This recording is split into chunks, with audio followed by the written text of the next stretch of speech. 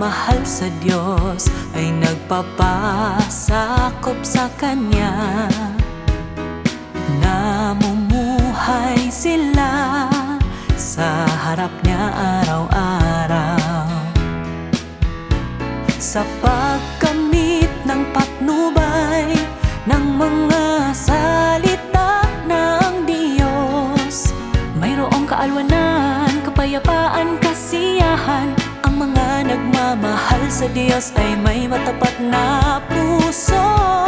Sa sandaling maunawaan nila ang katotohanan, isinasagawa nila ito. Tunay silang nagsasaalang-alang sa mga layunin ng Diyos, at tinutupad nila ang kanilang tungkulin para masiyahan siya.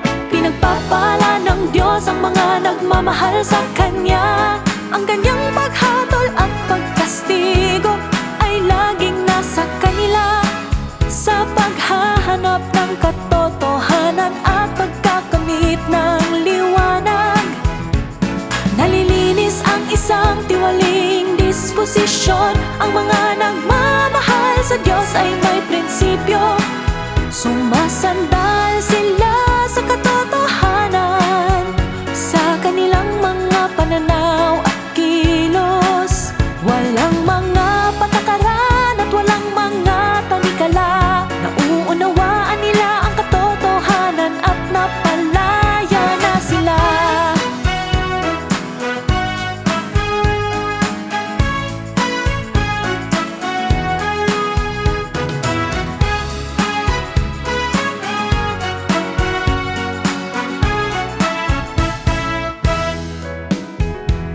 Nagmamahal sa Diyos ay may takot sa Kanya. Tinatanggap nila ang Kanyang pagsisiyasat sa lahat ng bagay. Magkaisa silang nagtutulungan at naglilingkod sa Diyos. Isinasabuhay nila ang realidad at may patotoo.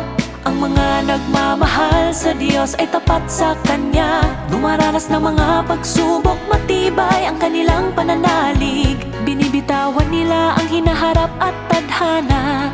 Buong pusong nagmamahal sa makapangyarihang Diyos. Ang mga nagmamahal sa Diyos ay tunay na masaya. Sa pamamagitan ng paghatol, nakakamit nila ang kaligtasan.